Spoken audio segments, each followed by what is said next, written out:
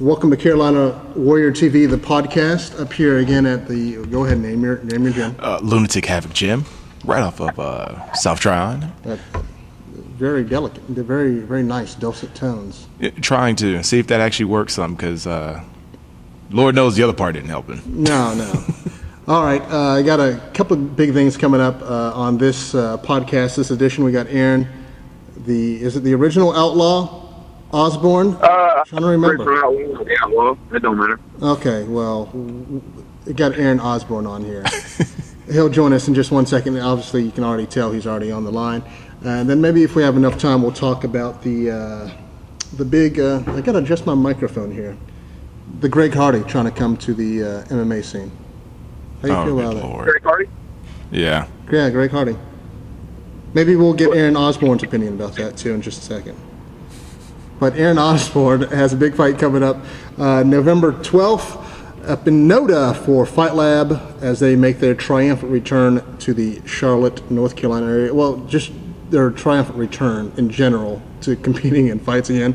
So we have the professional at 1-1, Mr. Erin Osborne. How you doing, Erin? Pretty good. How are you guys doing? I'm sweating right now. For some reason, I'm sweating and I got a headache, but I got you, so I'm fine. Oh, that's sweet, Kaz. Yeah, it is. I try to be nice and sweet to you. Erin, you got a big fight coming up on the 12th. You're coming back to the Fight Lab cage. You had a win, I believe, earlier this year up there in Mooresville. And now you're coming back. This will be your first pro fight for Fight Lab. How do you feel? Oh, yeah. Man, I'm really excited Fight Lab came back, and I'm excited to be a part of the first show. There's a lot of the times where I wanted to be on a big Fight Lab show, that was like an anniversary or something. I just never was able to get on those cards. So it's good to be coming back to Charlotte and having my first pro Fight Lab. Well, let me ask you this. What can the spectators and fans of MMA expect from the new Outlaw?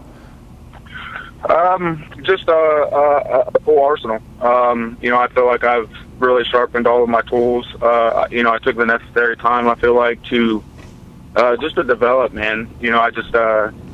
I stuck to what was working for me, but, there was times where I felt, okay, well, what if that didn't work? I didn't have anywhere to go other, than what I'm used to. So it was really just about expanding myself. And so, what they can expect, I guess you could say, is the same pace, the same, exciting fights that I like to show. But it's going to be different. It's going to be different, I think, and it's still going to have the same climactic end. I'm trying to wonder what is different from the last time you stepped in the cage at Fight Lab. Probably it was over a year, maybe a year and a half ago. From what's changed now in your approach to fighting when you're an amateur and you had that title belt to now? I think it was just kind of, I don't want to say, the spotlight or anything like that got to me, because it wasn't that, but it was more, I saw a little more red. It was more about, just inflicting damage, no matter if they were blocking or, coming at me, running away from me. I looked to be a little cleaner and really showcase my skill, and not so much just brute force, but push me and give me a couple openings, and I'll turn it up. So really, I think it's still going to be a barrage. I just think I'm going to use my head a little more. Now, how comfortable are you with the new weight class that you're going into now? I know you said that you went all the way up to 185 at one point in time in your amateur career, but you also went very, very low, like sickeningly low. How do you feel right now being at a welterweight? At welterweight, it was the weight I wrestled at in high school, and I've done a lot more lifting in my off time. So I was really walking around really heavy, really kind of probably the heaviest I've been before a weight cut. But it's honestly, it's never felt better. 55 was a real drain on my body, and anybody who watched my fights before and watched them, watched that pro fight against Jeremy Severn, they knew that wasn't where I needed to be.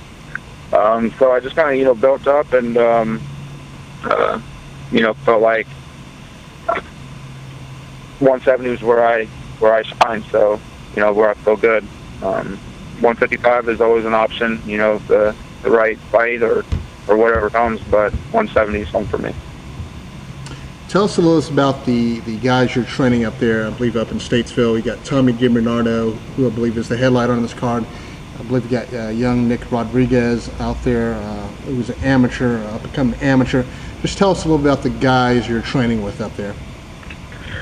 Tommy, I've trained with, and actually we wrestled against each other in high school. Had some bad blood, but we became really good friends and really good training partners. He's got a good fight coming up against Cody Jones. He's the main event, and he's definitely been improving his game just the same as I have. And I'm really impressed with how far he's come. And he's going to show everybody what he's got come November 12th. And Nick Rodriguez, man, I've been meaning to train with him for a while, and he really blew me away when I first came up to Myrmidon. He's an athletic kid, man, and he's real good. He's real helpful. He does some coaching up there. He knows what he's talking about, and all right. Well, you touched a little bit on it, man. Well, tell me, what does your coaching corner look like? Who do you have in your corner? Who's instructing you through your training now? Corner? What'd you say? Yeah, I said you spoke a little bit about Nick being in your corner, being a good coach. Who's in your corner now? Who's your coaching staff? When you come out to the cage, who's going to be with you? Joe Hurst. Joe Hurst is going to be in my corner. I've trained under Joe before, and I'm under instruction of him at Myrmidon. And I'm not sure if John's going to be able to or not. But D Hart. D Hart might be in my corner. Brad. I'm not sure of his last name. But a lot of good guys. Nick told me that he's loved having them in his corner. Mm-hmm. And I've had D Hart in my corner since almost day one with Renegade. So yeah, good ad bad. But yeah. Nick's an animal, dude. Like, who's he fighting? John Romero? Mm-hmm. Yeah, I think so. Say it fair, man. He's going to be a force to reckon with for sure. I'm glad I'm glad I'm on his team for sure. I'm glad I'm on his team. We'll wrap you up with this. What do you know about Brad Geyer, the guy you're facing? I believe this might be his first pro fight. So, what do you know about him? What do you expect from him? I'm not really sure what to expect so much, just because it's been so long since he's fought. I don't know if he's honestly, I just feel like he'll try to bang probably. He'll try to maybe get me up against the cage and try to take me down. I'm not really concerned with where he wants to try to take the fight, because I'll keep it where I want it, and it's going to stay the pace that I want to keep it at. I know he trains with Hyacin. I know a couple guys from there. Don't really know a whole lot about their gym. I know he was undefeated as an amateur. I saw a couple of his fights. I think I saw like one in person, and a couple on YouTube or something. But he's gonna have a problem with me for sure. How many more tickets do you have left? None, man, none. Are you serious? Yeah. I was sure. Yeah, no tickets. All right. I have not. No. I've had about You're not getting any 30, money 40 people ask me if I have tickets left. Huh? You're not getting any money from me then. Well, I'm sorry. Yeah. Sorry, dude. You can save Chaz a ticket? Man. Yeah, go ahead. 2 weeks, man. I said 2 weeks. Yeah. All right. Well, hopefully I'll be able to see you up there. Thunder Thighs. That was the nickname. Thunder Thighs, back in full effect, up at Fight Lab on November 12th. What's that? What? What did you say? I missed all of that. I said Thunder Thighs, back in full effect. Oh, Thunder Thighs. Yeah, Dude. Yeah. Man, I think Nick Rodriguez might have taken my title on that as well. I haven't seen it. Well, I think I saw him fight the one time up there at Yeah, he's got some legs. Okay, yeah, he's got some wheels on him. That's good. He must be a wrestler. Yeah. Yep. Telltale sign. probably. Cauliflower ears and big legs. All right. Well, thank you very much, Erin, the new original Outlaw. I just made up a new name, Osborne, for you. I'm on cold medication, so I can do that. Thank you, Erin. Thank you. Yep. That was Erin Osborne. Good guy. Absolutely great dude. Good guy. I remember seeing him. Both remember seeing him as a amateur. Oh yeah. Way back. That was our first successful call. Guest. Yeah. So I'm surprised. I'm over here fidgeting with microphones, and at least the call works. So I have to figure out what's going on with the microphone. right. So. Oh man. I look forward to. We'll pop up the rest of the fight card coming up. We got a Freedom Fight on November 5th down in South Carolina. 2 fights up here in Charlotte, the Charlotte area. On the 12th, Fight Lab and Conflict comes into town. What are you looking forward to on that card? All the cards are really, honestly, really packed. I'm not the only one I'm not really familiar with is the Conflict card. I do know that that they do have some bigger names on it. Rodney Wallace being one of them. It's probably the only one I do know on that one. Fight Lab has a staple of Charlotte fighters that haven't fought in a really long time coming to fight for them. So we'll see how that turns out. Before, and as everybody blows up my telephone here, a thing that came over this week was Greg Hardy, former Carolina Panther, I guess former Dallas Cowboy, defensive player. Menace to society. Yeah, menace to society. Wanting to do MMA. It's sort of, to me, like the CM Punk type thing. Yeah. I don't really see Greg Hardy jumping straight up to the UFC to fight.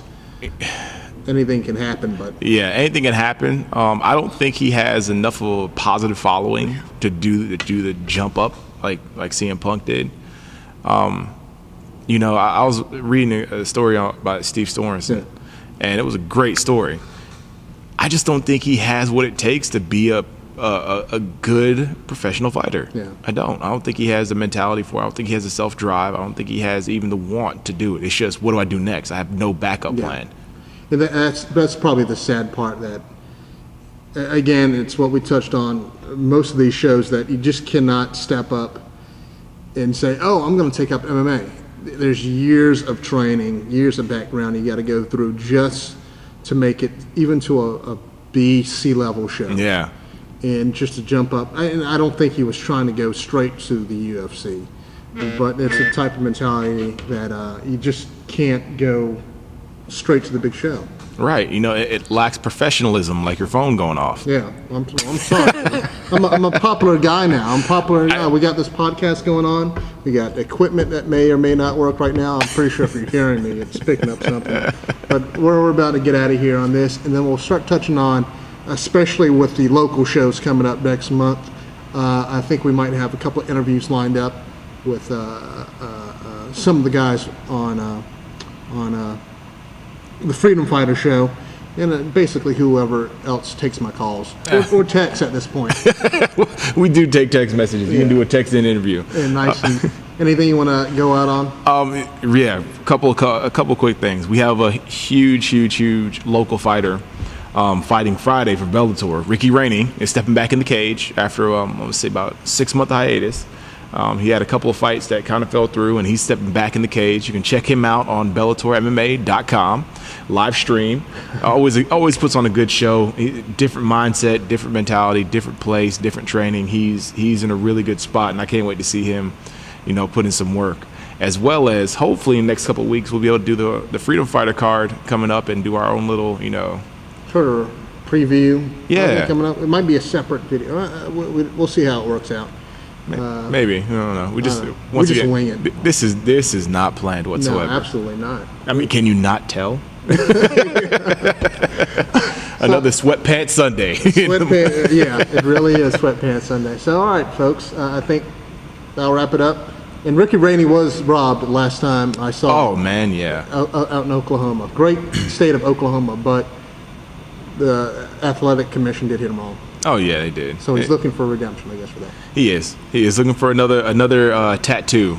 Every time he gets a win, he gets a scope put on his arm. So I did not know that.